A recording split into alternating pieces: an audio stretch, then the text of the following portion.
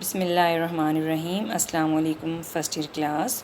In our last lecture, we completed chapter 4, that was Inside System Unit. From today, we are going to start next chapter, that is chapter 5, and name of the chapter is Network Communication and Protocols. In this chapter, you will learn different contents which are relevant to network communication and different types of standards that are used or developed for effective network communication. And basically we will learn introduction to network communication और हम हमारी simple और आम life में communication का क्या purpose है वहाँ से स्टार्ट करके then how it is linked to the computer network. उसकी भी हम definition और different elements देखेंगे. Then we will learn about some basic components that are required for building or for creating a network communication. Then different modes of communication will be discussed.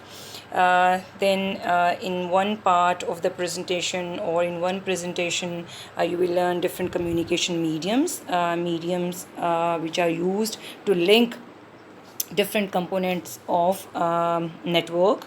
Then you will learn different types of network, and you will also learn in this chapter different network topologies or layout or designs of network. And in last you will learn what are common standards or common protocols which are compulsory for effective network communication.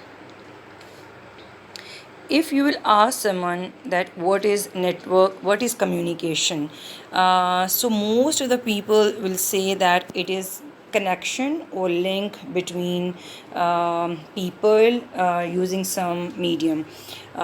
और इसका purpose क्या होता होगा, most probably सबका answer यही होगा कि हम जो लिंक करते हैं लोगों के साथ किसी भी ज़रिए से, किसी भी रिसोर्स से जब हम लिंक करते हैं, ठीक है, means communication means connection between people और बिटवीन थिंग्स. और उसका पर्पस क्या हो सकता है, मोस्ट प्रॉब्ली शेयर करना या एक्सचेंज करना. अब डिफरेंट टाइप ऑफ कम्युनिकेशन में डिफरेंट तरह की चीज़ें जो हैं वो कम्युनिकेट और एक्सचेंज या शेयर की जा सकती हैं, और उसमें जो मीडियम यूज़ हो सकता है कि जिसके थ्रू हम कम्युनिकेट करेंगे वो भी डिफरेंट हो सकता है. फॉर एग्ज़ाम्पल, अगर आप किसी को लेटर लिख रहे हो तो उसके जो कंपोनेंट्स हैं वो भी डिफरेंट होंगे, यानी उसके जो एलिमेंट्स होंगे डिफरेंट होंगे, उसका मीनिंग या उसका जो पर्पस होगा उस कम्युनिकेशन का वो भी डिफरेंट होगा, ठीक है, या कुछ और होगा.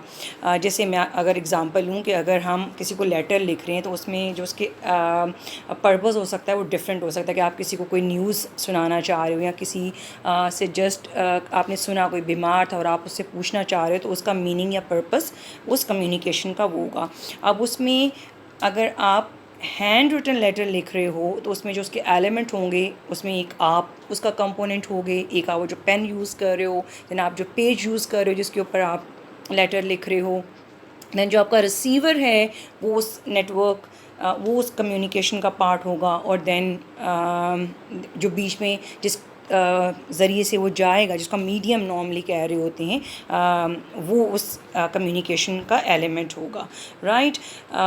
बट और इवन अगर आप ईमेल किसी को कर रहे हो तो उसमें उसका पर्पस डिफरेंट हो सकता है, डिफरेंट ईमेल्स का पर्पस डिफरेंट हो सकता है, और उसके जो एलिमेंट्स होंगे या जो उसके कंपोनेंट्स होंगे वो क्या होंगे, आप उसका एक कंपोनेंट होंगे या एलिमेंट हो गए, ठीक है. Then you will either use a computer और अ मोबाइल और टैबलेट और लैपटॉप, ठीक है, जिसको यूज़ करके आप ईमेल कंपोज करोगे. Then you will use a software जिसको ईमेल सॉफ्टवेयर्स कहते हैं, जिसके ऊपर आप ईमेल टाइप करोगे. Then your receiver will be another element of that communication, right, and there will be a medium or a way through which your email will be transmitted.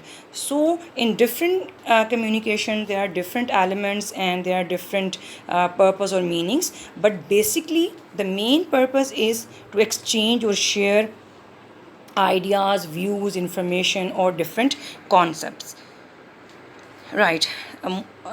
As I'm saying कि different communication का purpose भी different है और उनकी elements भी different हैं, पर most probably जो उनकी पर्पस है वो सेम है कि हम शेयर कर रहे हैं कुछ ना कुछ। अब उस शेयर करने का कुछ ना कुछ एडवांटेज ज़रूर होगा, तभी हम जो है एक दूसरे से कम्युनिकेट कर रहे हैं और लिंक कर रहे हैं। One of the purpose can B कि प्रोडक्टिविटी इंक्रीज़ करना। अब कम्युनिकेट करने से प्रोडक्टिविटी कैसे इंक्रीज़ होती है? फॉर एग्ज़ाम्पल, अगर मैं किसी कॉन्सेप्ट के ऊपर काम कर रही हूँ या मैं किसी आइडिया के ऊपर काम कर रही हूँ, मैं अकेली करूँगी तो शायद इतना अच्छा रिज़ल्ट ना आए, लेकिन अगर मैं किसी से उसको डिस्कस कर लूँगी, ठीक है, और मैं तो वो अपना जब आइडिया शेयर आगे से मेरी फ्रेंड या मेरी कुलीग करेगी तो it will produce more effective result as compare to अगर मैं सिंगल उसके ऊपर काम कर रही हूँ, और वो जल्दी भी होगा, एफिशिएंटली भी होगा, और उसकी जो प्रोडक्टिविटी है वो भी इंक्रीज़ होगी।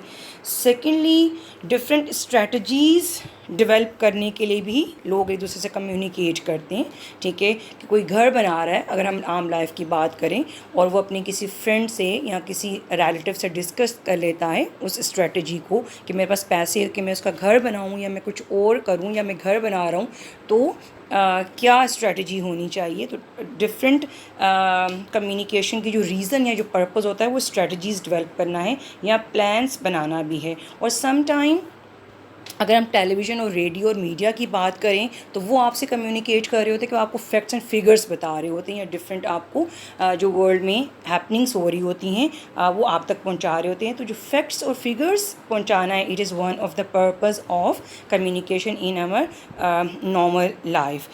दीज टीम वर्क हो सकता है, और इन सब कामों के लिए बहुत सारे कामों के लिए जो है, जो हम डिफरेंट जो पर्पस, इनके लिए team work is the basic element of communication. ये तो बात हो गई कि हमारी आम लाइफ में कम्युनिकेशन का क्या मतलब है, और उसका बेसिक पर्पस जो शेयरिंग और एक्सचेंज करना इंफॉर्मेशन को, उसकी रीज़न्स क्या हो सकती हैं, उसके एडवांटेजेस क्या हो सकते हैं। If we talk about network communication, और जिसको हम कंप्यूटर नेटवर्क्स भी कहते हैं, ठीक है, उसका क्या पर्पस है, उसकी क्या मीनिंग है और उसके क्या एलिमेंट्स हैं, नेक्स्ट हम वो डिस्कस करेंगे। Just like in our real life, communication means connection of things और कनेक्शन ऑफ पीपल्स। बिल्कुल इस तरह से कंप्यूटर नेटवर्क का मतलब होता है connection of computers and devices as well. सिर्फ कंप्यूटर्स नहीं, और बहुत सारी डिवाइसेस, वो डिवाइसेस क्या क्या हो सकती हैं हम नेक्स्ट उसको डिस्कस भी करेंगे, पर बेसिकली इट इज़ कनेक्शन और inter connection of computers and devices, ठीक है, और and it is called computer network, या जिसको नेटवर्क कम्युनिकेशन भी कहा जा सकता है। यहाँ पे आपको डायग्राम में डिफरेंट कंप्यूटर्स जो है वो नज़र आ रहे होंगे जो आपस में लिंक्ड है, और इनमें से ये जो कंप्यूटर है, it look like somehow different from other computers, क्योंकि आम लाइफ में भी जो हम कम्युनिकेट कर रहे होते हैं, जो उसके एलिमेंट्स होते हैं, एक दूसरे से डिफरेंट हो सकते हैं। जब आपस में इंफॉर्मेशन या आइडियाज़ शेयर या व्यूज़ शेयर हो रहे होते हैं, तो जो एलिमेंट्स हैं वो एक दूसरे से डिफरेंट हो सकते हैं। इट मीन्स कि कम्युनिकेशन ज़रूरी नहीं कि एक ही किस्म की चीज़ों में हो रही हो, डिफरेंट जो डिवाइसेस उनके दरमियान कम्युनिकेशन पॉसिबल है using some standards and protocols. अभी जो आपको यहाँ कंप्यूटर डिफरेंट नज़र आ रहा है, it may be a main computer, और जिसको सर्वर कंप्यूटर कहा जाता है कंप्यूटर नेटवर्क की टर्म में, and remaining computer will be client computers. And what is difference between server and client? Usually a server computer serves you, और सर्व client computer, यानी उसके पास रिसोर्सेज या उसके पास इंफॉर्मेशन या उसके पास कोई ऐसी चीज़ें होती हैं कि वो शेयर कर सकता है दूसरे क्लाइंट कंप्यूटर से। इट मीन्स कि वो ज़्यादा पावरफुल होगा, ठीक है, उसके पास कैपेबिलिटीज़ ज़्यादा होंगी, इसलिए वो अपनी जो चीज़ें हैं या जो अपने रिसोर्सेज जिनको कहा जाता है वो शेयर कर रहा होता है। सर्वर की एक एग्ज़ाम्पल क्या है कि हम जब भी इंटरनेट के ऊपर सर्च कर रहे होते हैं या हम फेसबुक यूज़ कर रहे होते हैं, तो जो हम कमेंट्स या पिक्चर्स अपलोड कर रहे होते हैं, during that communication we are linked to a server of Facebook, ठीक है। और जब हम गूगल के ऊपर कुछ सर्च कर रहे होते हैं, ठीक है, तो वहाँ पे वो सारी इन्फॉर्मेशन स्टोर हुई हुई होती है और हम उससे रिक्वेस्ट कर रहे होते हैं कि मैं इस टॉपिक से रेलेवेंट इन्फॉर्मेशन शो कर दो और मैं इस टॉपिक से रेलेवेंट इन्फॉर्मेशन शो कर दो। In that case you are client and वो जो गूगल का कंप्यूटर है वो क्या होगा, सर्वर होगा। फेसबुक वाले केस में भी सेम होगा, जो आप पिक्चर्स अपलोड करते हो, जो आप कमेंट्स अपलोड कर रहे होते हो, वो भी जिस कंप्यूटर के ऊपर जाके स्टोर हो रहा है, या जो लोग आपके कमेंट्स और आपकी पिक्चर्स को गो थ्रू करें, it is possible because of a server computer. और उसमें भी आप क्या होंगे, क्लाइंट कंप्यूटर होंगे, और वो जो सारी इन्फॉर्मेशन आपकी भी और वो लोग जिनका फेसबुक के ऊपर अकाउंट है, जहाँ जिस कंप्यूटर के ऊपर स्टोर हो रही है, ठीक है, वो कहीं हवा में तो नहीं है, वो कहीं वायर्स में तो नहीं है, वो डेफिनेटली किसी कंप्यूटर के अंदर स्टोर हुई जहाँ पे उसको मैनेज किया जा रहा है, ताकि वो आपस में मिक्स ना हो जाए और आपकी इन्फॉर्मेशन जो है वो क्लियरली किसी और के लिए विजिबल हो। तो वो एक कंप्यूटर होता है जिसको सर्वर कंप्यूटर कहा जाता है, वहाँ पे भी स्टोर होती है। इस तरह की सर्वर कंप्यूटर्स यूनिवर्सिटीज़ के अंदर भी, बैंक्स के अंदर भी, हॉस्पिटल्स के अंदर भी यूज़ हो रहे होते हैं। और वो एक मेन कंप्यूटर होता है जो बाकी तमाम कंप्यूटर को सर्विसेज या रिसोर्सेज जो है प्रोवाइड कर रहा होता है। डिफरेंट टाइप ऑफ रिसोर्सेज और सर्विसेज हम आगे जाके डिस्कस भी करेंगे। सो बेसिकली कंप्यूटर नेटवर्क और network communication is interconnection of computers and devices and it is called. और नॉर्मली जो कंप्यूटर्स होते हैं या जो डिवाइस होते हैं हमको नोड्स कह रहे होते हैं नेटवर्क कम्युनिकेशन की लैंग्वेज। अगर आप कहीं भी वर्ड इंटरनेट के ऊपर आप सर्च करें, आपको नोड का वर्ड मिलता है, तो उसका मतलब होता है वो कोई भी एक डिवाइस हो सकती है। वो डिवाइस कंप्यूटर भी हो सकता है, वो प्रिंटर भी हो सकता है, वो कोई स्विच हो सकता है, कोई राउटर हो सकता है, उनको हम नोड्स कह रहे होते हैं, राइट। But why we connect computer to each other and or what are different requirement or what is the purpose of network communication or connecting computer to each other। अब वो चाहे कंप्यूटर्स हम किसी एक रूम के अंदर कनेक्ट कर रहे हैं, हम किसी एक बड़े ऑफिस में जो मल्टी फ्लोर बिल्डिंग के ऊपर कंसिस्ट कर रहे हैं, वहाँ पे कंप्यूटर्स को आपस में कनेक्ट कर रहे हैं, एक सिटी के अंदर कंप्यूटर्स को आपस में कनेक्ट कर रहे हैं और डिफरेंट डिवाइस को कनेक्ट कर रहे हैं, यहाँ हम एक कंट्री से दूसरे कंट्री में जो कंप्यूटर्स हैं उनको आपस में कनेक्ट कर रहे हैं, और we are connecting computers around the world. What is the need of computer network और in simple words why networks are established. So answer of this question is very simple. The basic purpose is to exchange or share। जैसे आम communication में जो basic purpose है communication का वो share करना और एक्सचेंज करना है, ठीक है, व्यूज़ और आइडियाज़ को, बिल्कुल इसी तरह से नेटवर्क कम्युनिकेशन के अंदर या कंप्यूटर नेटवर्क्स के अंदर, ठीक है, दीज आर सेम थिंग्स, ठीक है। Network communication and computer networks are same things. यानी कैसी कम्युनिकेशन जो कंप्यूटर्स को यूज़ करके की जा रही है हम उसको नेटवर्क करते हैं, और उसको जो कम्युनिकेशन हो रही है उसको नेटवर्क कम्युनिकेशन कहा जा रहा है। पर इसमें हम क्या शेयर कर रहे होते हैं, क्वेश्चन इज़ दैट जो हमारी नेटवर्क कम्युनिकेशन है, ठीक है, जो हम एक कंप्यूटर्स का नेटवर्क बना के कर रहे हैं कम्युनिकेशन, इसमें हम क्या शेयर कर रहे होते हैं, ठीक है। हम इसमें डिफरेंट फाइल्स शेयर कर सकते हैं, डिफरेंट फोल्डर्स फाइल्स शेयर कर सकते हैं, उनके अंदर डेटा हो सकता है, उनके अंदर पिक्चर्स हो सकती हैं, उनके अंदर वीडियोस हो सकती हैं, उनके अंदर डिफरेंट इमेजेस हो सकते हैं, डिफरेंट असाइनमेंट्स हो सकती हैं जो हम शेयर कर सकते हैं। हम उनको एक रूम के अंदर जो कंप्यूटर्स कनेक्टेड है उसमें भी शेयर कर सकते हैं। हम उसको एक बैंक अपने दूसरी बैंक की ब्रांच को जो कहीं और एग्जिस्ट कर रहा है वो वहाँ पर भी उसको ईमेल कर सकता है, सेंड कर सकता है। हम दुनिया में कहीं भी और उस कंपनी की ब्रांच है या अपने किसी रिलेटिव को जो है कोई इन्फॉर्मेशन जो है वो शेयर कर सकते हैं। और इसके अलावा जो है मेन पर्पस नेटवर्क कम्युनिकेशन का सिर्फ फाइल्स एंड फोल्डर शेयर करना नहीं है, वो जो हार्डवेयर होता है उसको भी शेयर किया जा सकता है, right. So basically main purpose is sharing और एक्सचेंजिंग ऑफ डिफरेंट थिंग्स। और कंप्यूटर नेटवर्क के अंदर जो हम शेयर कर रहे होते हैं, अदर दीज आर फाइल्स और फोल्डर्स और इन्फॉर्मेशन या कोई हार्डवेयर है, हम उसको रिसोर्सेज कह रहे होते हैं, ठीक है। दोनों को हम क्या कह रहे होते हैं, रिसोर्सेज जो उस नेटवर्क के ऊपर अवेलेबल हैं, और किसी एक कंप्यूटर के पास वो रिसोर्सेज मौजूद हैं या दो के पास मौजूद है और बाकी जो 10 कंप्यूटर्स हैं वो 12 कंप्यूटर्स जो हैं वो उसको यूज़ करें, वो क्या कहलाती हैं, रिसोर्सेज कहलाती हैं. One form of the resources can be data और इंफॉर्मेशन, राइट. अब डेटा और इन्फॉर्मेशन के अंदर क्या हो सकता है, ईमेल हो सकती है, ठीक है, जो शेयर हो रही है. इसके अलावा डिफरेंट जो डॉक्यूमेंट्स और असाइनमेंट्स होते हैं हम वो शेयर कर सकते हैं, ठीक है, लैन के ऊपर, नेटवर्क के ऊपर. इसके अलावा डिफरेंट फोरम्स बने हुए होते हैं अराउंड द वर्ल्ड, ठीक है, और उनमें भी जो इन्फॉर्मेशन शेयर की जा रही होती है, जो डेटा शेयर किया जा रहा है, किसी को कोई प्रॉब्लम है किसी भी कॉन्सेप्ट से रिलेटेड. यूनिवर्सिटी में अक्सर बच्चे जब प्रोजेक्ट बना रहे होते हैं तो उनको बहुत सारी जो है वो मुश्किलात होती हैं और इसमें वो क्या करते हैं, डिफरेंट फोरम्स को ज्वाइन करते हैं और वहाँ पे अपना वो इशू जो है वो रिज़ॉल्व करवाते हैं. तो वो वहाँ पे जो कम्युनिकेशन हो रही है that is also example of sharing exchanging of resources, ठीक है. इसके अलावा जो है हम पिक्चर्स, वीडियोस, सॉन्ग्स जो है वो डिफरेंट सोशल मीडिया के थ्रू या हम ईमेल्स के थ्रू जो है वो शेयर करें, that is also comes in resources. ये भी क्या है, रिसोर्स शेयर हो रही है कोई, right. On the other hand if you talk about hardware sharing, तो हार्डवेयर शेयरिंग के अंदर जो एक कॉन्सेप्ट है वो है जैसे प्रिंटर के शेयर होने का, ठीक है. अगर एक कंपनी है और उसके पास जो है वो 25 एम्प्लॉयज़ हैं और उन्हें हर एम्प्लॉय का कंप्यूटर दिया हुआ है और all the employees need to print, ठीक है, तो ये नहीं होगा कि वो तमाम कंपनी के एम्प्लॉयज़ को जो है वो 25 प्रिंटर्स भी लेके देगी.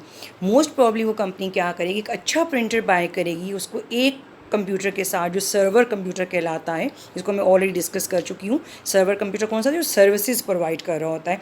वो क्या करेगी कंपनी कि एक अच्छा प्रिंटर लेके उसको सर्वर कंप्यूटर के साथ या दो प्रिंटर्स लेके उसको सर्वर कंप्यूटर के साथ अटैच कर देगी और and remaining all the employees which will act as client, और उनके कंप्यूटर्स क्या एक्ट कर रहे होंगे एज क्लाइंट कंप्यूटर्स, वो सर्वर कंप्यूटर से प्रिंट की क्या ले लेंगे, सर्विस ले लेंगे. इसी तरह से जो हार्डवेयर शेयरिंग है उसकी एग्जांपल क्या हो सकती है कि जो लार्ज साइज़ की हार्ड डिस्क होती हैं, नॉर्मली जो हमारे पर्सनल कंप्यूटर्स होते हैं उनके साथ जो हार्ड डिस्क आ रही होती है it is smaller in size. और अगर एक कंपनी उसने बहुत ज़्यादा डेली बेसिस के ऊपर उसकी कोई ना कोई प्रोडक्टिविटी की रिपोर्ट्स और डेटा और ग्राफिक्स और इस तरह की वीडियोस कोई या प्रेजेंटेशंस रख रही हैं तो वो जो है वो छोटी हो सकती है. अब हर कंप्यूटर या हर यूज़र को बड़े साइज़ की अगर वो हार्ड डिस्क लगवा के देते हैं तो वो एक्सपेंसिव कंप्यूटर बन जाएंगे. तो इसके बजाय कंपनी क्या करती है, एक या दो कंप्यूटर्स ऐसे रखती है कि जिनमें बड़े साइज़ की वो हार्ड डिस्क लगाते हैं और देन जो यूज़र्स या जो क्लाइंट्स हैं वो उनके साथ कनेक्ट होकर अपना डेटा उसके ऊपर स्टोर करते जाते हैं और अपने कंप्यूटर से उन डेटा को वो डिलीट कर सकते हैं जो उनको उस सेशन के बाद नहीं चाहिए और उस टाइम पीरियड के बाद उनको नहीं चाहिए, ताकि उनकी जो अपने कंप्यूटर, पर्सनल कंप्यूटर की जो स्पेस है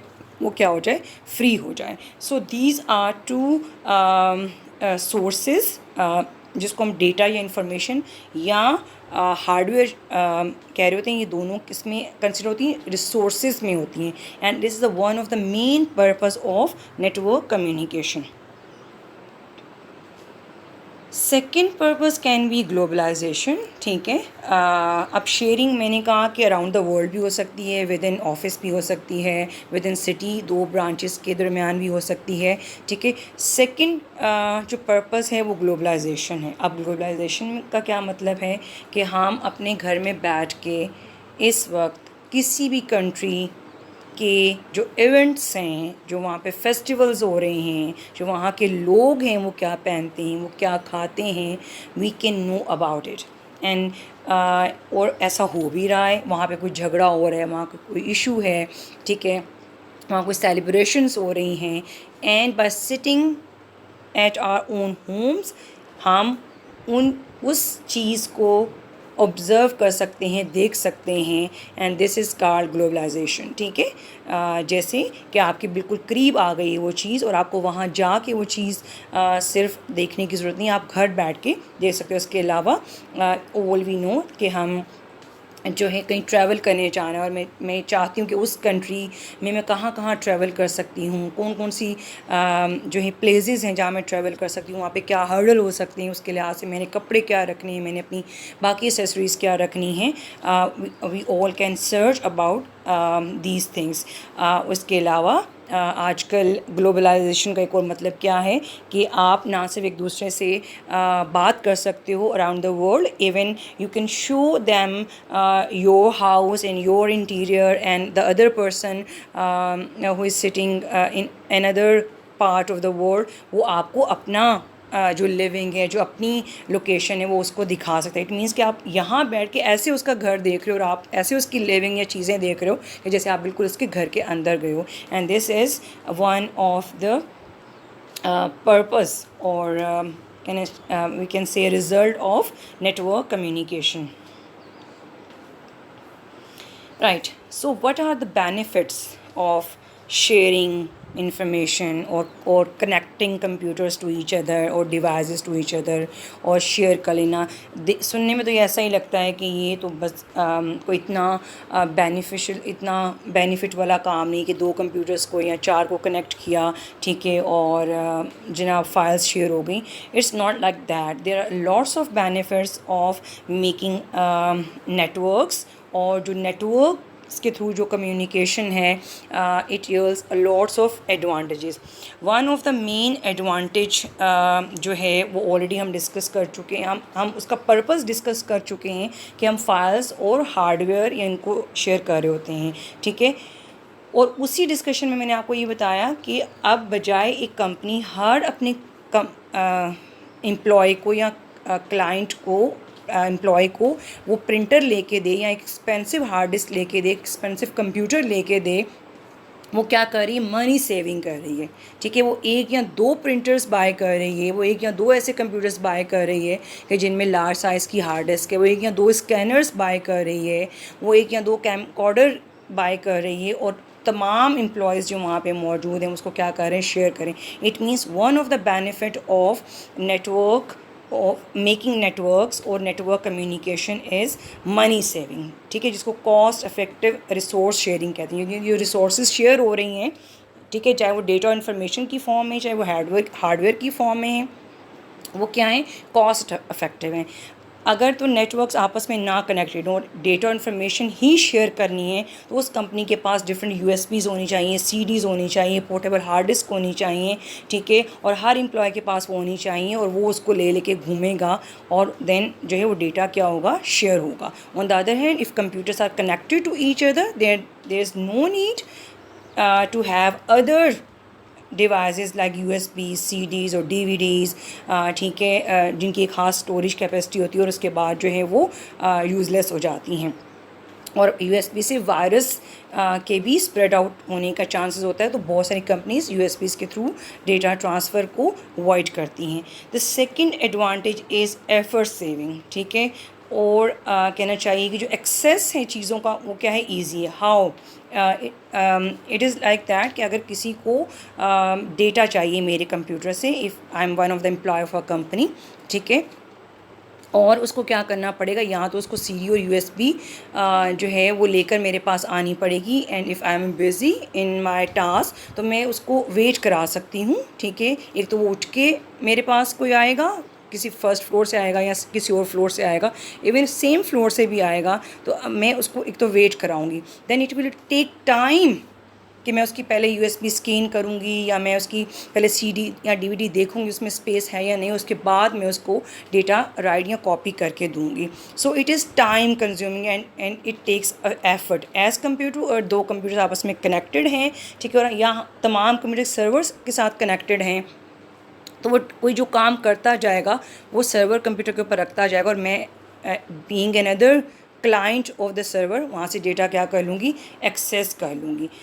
so taking data without any effort, without moving, ठीक है, is one of the benefit of network, computer networks. इसके अलावा ये जो हम ऑनलाइन शॉपिंग आजकल कर रहे हैं, ऑनलाइन बुकिंग्स करा रहे होते हैं टिकट्स की या होटल्स की, दिस इज़ एफर्ट सेविंग, ठीक है, या हमारी एक्सेस जिसको हम कहते हैं ना ईजी हो गई एक्सेस करना कोई भी चीज़, ठीक है, बजाय मैं एयरपोर्ट जाके या किसी कंपनी के ऑफिस में जाके अपना टिकट बुक कराऊं, ठीक है, या मैं होटल बुक कहीं और सिटी में कराना चाहती हूँ तो मैं उसको अपने घर बैठ के कंप्यूटर को यूज़ करके करा सकती हूँ, as I can communicate to that company using computer network.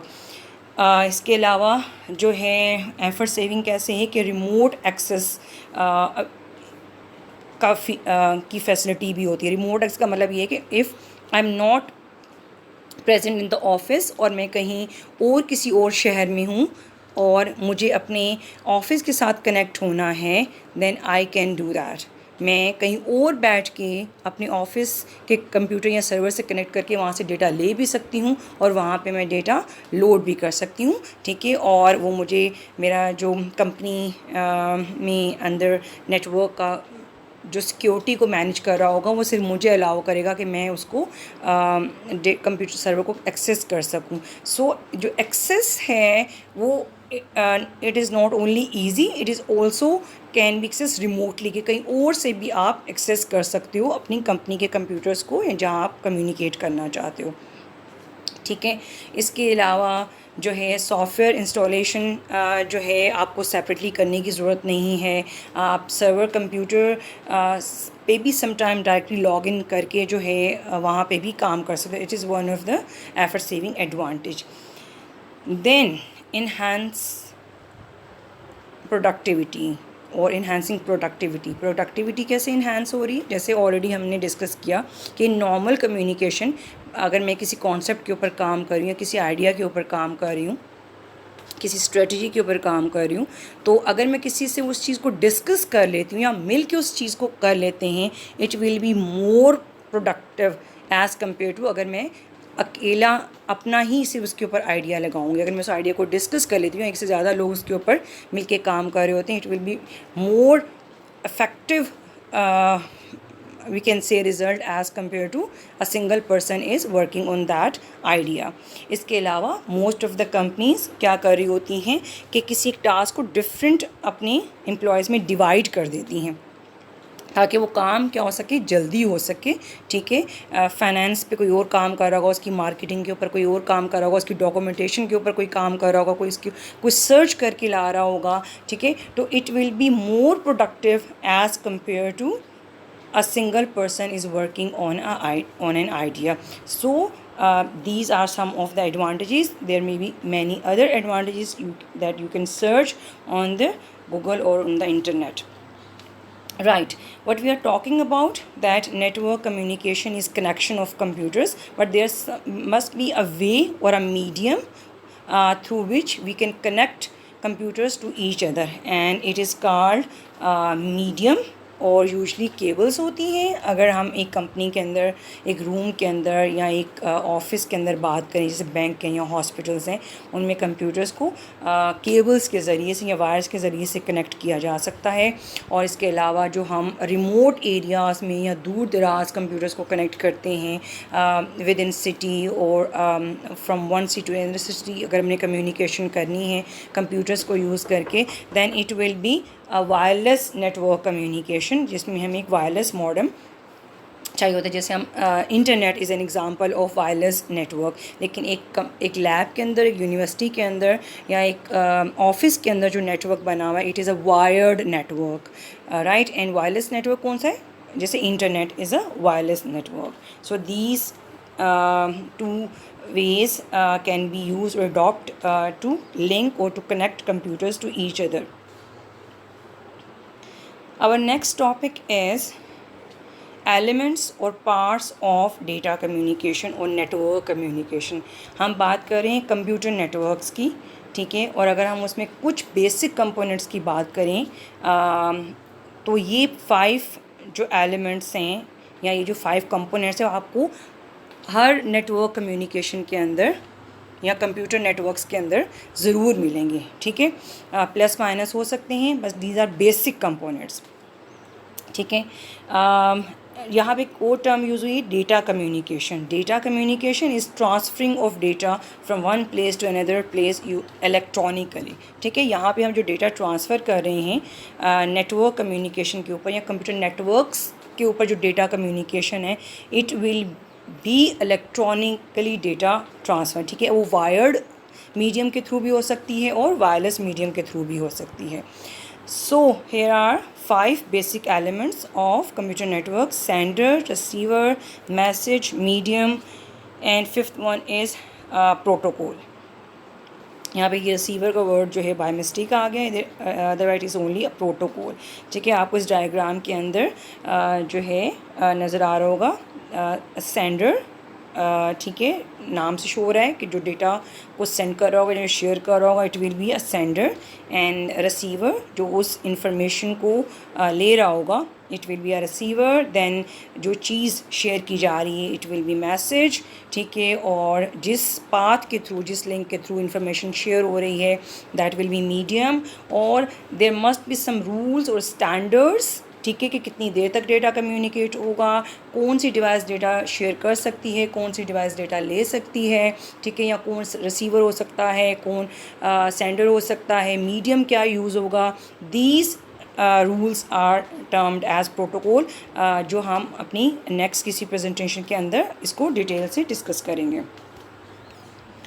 If we talk about the first basic element of network communication, it is sender.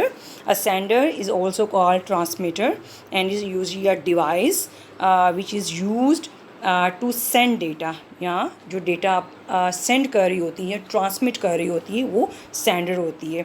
ठीक है, और नॉर्मली जो सेंडिंग डिवाइस है वो डेटा को उन सिग्नल्स, उन फॉर्म में कन्वर्ट करके सेंड करी होती है कि जो मीडियम के थ्रू जो मीडियम है उन सेंडर और रिसीवर के दरमियान, उसके ऊपर इजीली ट्रैवल कर सकें. दैन वो रिसीविंग साइड दोबारा जो है रिसीवर उस डेटा को उस फॉर्म में कन्वर्ट कर लेता है कि जो उस डिवाइस के लिए अंडरस्टैंडेबल होती है. Right, in this case A is sender. ठीक है, आपको इस डेटा की डायरेक्शन से ही समझ आ रहा होगा. जो डेटा की डायरेक्शन है वो इधर है. It means A is sender and B is receiver. In this case जो डेटा की डायरेक्शन है एरो की वो लेफ़्ट साइड पे है. It means in this case B is sender and A is receiver. Right, sender क्या क्या हो सकते हैं? कंप्यूटर हो सकता है या वर्क स्टेशंस जिनको कहा जाता है, जो स्पेसिफिक किसी का एक कंप्यूटर होता है वो वर्क स्टेशन होता है. ठीक है, सेल फ़ोन हो सकता है, कोई कैमरा हो सकता है. Any input device which will be use to transmit data will be termed as a sender. जैसे स्कैनर हो सकता है, कीबोर्ड हो सकता है, माउस हो सकता है. दीज ऑल अगर हम पूरी कंप्लीट डिवाइस की बात करें तो वो फिर कंप्यूटर हो सकता है, टैबलेट हो सकता है, मोबाइल जो है can be used as sender. The second basic component is receiver. Receiver is a device which will receive or which will get the transmitted message or signals. ठीक है, और जो receiver है it must be connected to the receiver must be connected to the sender through some medium.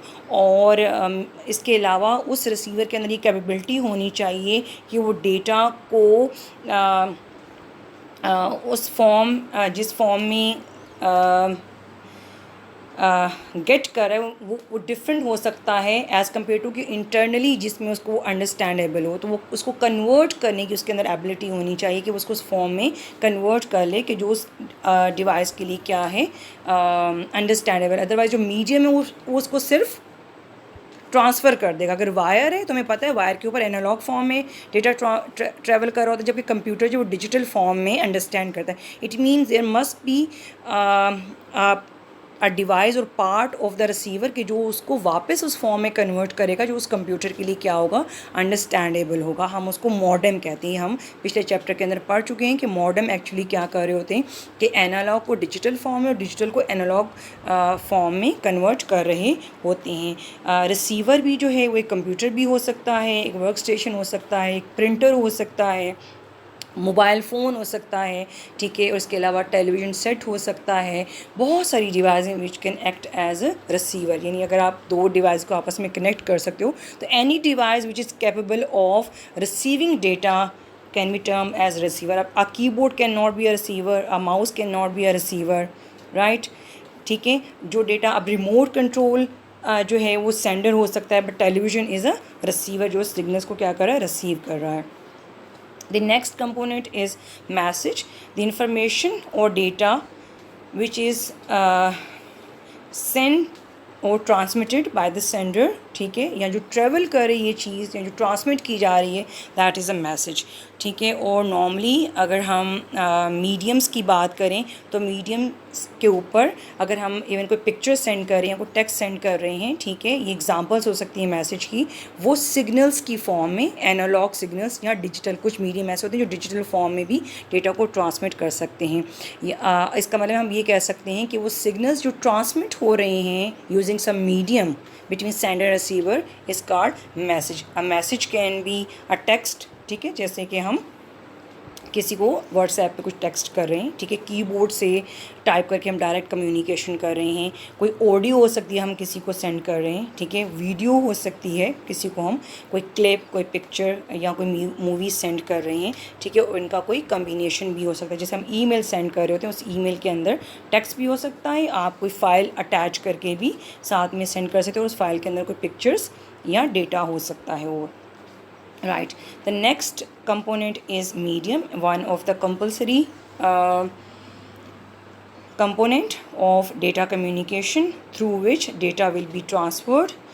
And we know if there is no medium, sender receiver cannot be connected to each other, or data cannot be transmitted between the sender and receiver, right? In our real life अगर हम किसी से communicate करना चाहते हैं, there must be a way, ठीक है. If I have to write a letter, I will need some post office or some medium के जिसके थ्रू मैं डेटा सेंड करूँगी, ठीक है. ईमेल करनी है, ठीक है, नॉर्मल अगर मैंने किसी से बात करनी है, किसी को मैसेज पहुंचाना है, there must be a way जिसके ज़रिए से मैं डेटा पहुंचाऊँगी. सो द लिंक और the path through which data will be transmitted from sender to receiver. Sender को सोर्स भी कहा जाता है और रिसीवर को डेस्टिनेशन भी कहा जाता है. It will be termed as medium. अब मीडियम दो तरह के हो सकते हैं, इनको हम डिटेल में अपनी नेक्स्ट प्रेजेंटेशन में डिस्कस करेंगे. They can be wired in the form of cables like optical fibre optics, coaxial cables, ठीक है, and telephone lines, and can be wireless medium like Bluetooth होता है, वाईफाई हो सकता है, ठीक है, माइक्रोवेव सिग्नल्स होते हैं, रेडियो वेव्स होती हैं, और सैटेलाइट हो सकती है. So a medium can be a wire like cables, or it can be a wireless medium. The last or main component, before discussing the last or main component, how a communication can be made more effective, there must be some rules. अगर आप आम life में भी किसी से communicate कर रहे हो, कोई आइडिया शेयर कर रहे हो, ठीक है, और आप कर रहे हो या आप कोई फैक्ट्स और फिगर्स पहुंचा रहे हो, ठीक है, किसी को कोई न्यूज़ चैनल्स हैं, कोई टेलीविज़न चैनल्स हैं, ठीक है, या रेडियो स्टेशंस हैं, या जो भी सोशल मीडिया आप तक कोई इन्फॉर्मेशन पहुंचा रहा है या शेयर कर रहा है, there must be some rules and regulations, ठीक है. अगर रूल्स और रेगुलेशंस ना हों, and data cannot be transmitted effectively. So for network communication there must be some standards or rules, and these standard rules are called protocols, ठीक है. अब उन स्टैंडर्ड्स और प्रोटोकॉल्स को हम डिटेल से इस चैप्टर के अंदर पढ़ेंगे. One of the standard can be के जब भी सेंडर रिसीवर को डेटा सेंड करेगा, रिसीवर एक एक्नॉलेज का मैसेज ज़रूर सेंड करेगा फॉर इफेक्टिव कम्युनिकेशन कि उसको कंप्लीट डेटा मिल गया है. If there is something wrong in the data, कि उसको सारा डेटा नहीं मिला है या डिले है डेटा के अंदर, तो there must be a mechanism कि सेंडर को ये कम्युनिकेट किया जाए या सेंडिंग डिवाइस को ये कम्युनिकेट किया जाए कि रिसीवर तक अभी तक डेटा नहीं पहुंचा है, देयर इज़ अ डिले और there is a damage in the data. So these rules and these standards make a communication effective, and these rules and standards are called protocols. For example, TCP/IP is one of the famous protocol which is compulsory for the internet communication. जो internet के ऊपर हमारी communication है, it is not possible without TCP/IP protocol. TCP/IP stands for Transmission Control Protocol, and IP stand for Internet Protocol. On the other hand, there is another protocol which is called HTTP, Hypertext Transfer Protocol, जो ये भी internet और network communication के लिए एक compulsory protocol है, जो हम वेबसाइट्स को लिंक कर रहे होते हैं, ओपन कर रहे होते हैं, ठीक है। और अगर आप की वेबसाइट या वो सर्वर रिस्पॉन्स नहीं कर रहा होता तो उसमें आपको इसी TCP/IP प्रोटोकॉल के थ्रू ही मैसेज आ रहा होता है, server can not be connected और there is delay in the server और वॉट एवर। इस तरह की जो कम्युनिकेशन है इसके लिए जो है प्रोटोकॉल है कौन सा, TCP/IP protocol. There are lots of other protocols which are working between your communication on the internet and on the networks which are developed inside a room और इनसाइड अ ऑफिस. यानी कहीं भी कोई network बना हुआ है वहाँ पे कोई ना कोई प्रोटोकॉल, एक नहीं एक से ज़्यादा प्रोटोकॉल्स जो हैं वर्क कर रही होंगे. So that's all from today's topic. आप लोगों ने करना क्या है, जितना अभी तक कंटेंट आपको जो है वो टीच किया गया है, you will learn it, you will read it and you will underline important points and assignment that you will have to submit on next day or in 24 hours. Next 24 hours is that you have to search some of the benefits of network communication or computer networks other than benefits I have discussed or I have listed down in my presentation. So remember, आप लोगों ने वही benefits मुझे लिख के नहीं भेजने हैं, ठीक है, कि जो मैंने प्रेजेंटेशन में लिस्ट डाउन किए हैं. आपने उसके अलावा जो है कुछ और बेनिफिट्स जो हैं, 2 बेनिफिट्स को अगर आप अच्छे तरीके से डिस्कस करके भेज सकते हो, उस तरीके से भेज दो. आप इसके लिए एक प्रेजेंटेशन बना सकते हो 4 और 5 स्लाइड्स की, ठीक है. आप जो है 3 बेनिफिट डिस्कस कर सकते हो और आप साथ में इमेजेस लगा सकते हो, पिक्चर्स लगा सकते हो और आप इसके लिए एक छोटी सी प्रेजेंटेशन बना के जो है मुझे सेंड कर दोगे ऑफ कंसिस्टिंग ऑफ 4 और 5 स्लाइड्स, ठीक है. इंक्लूडिंग आपकी जो फर्स्ट स्लाइड है तो उसके अलावा 4 और 5 स्लाइड्स जो है वो आप बना सकते हो. Thank you so much for listening. See you next time.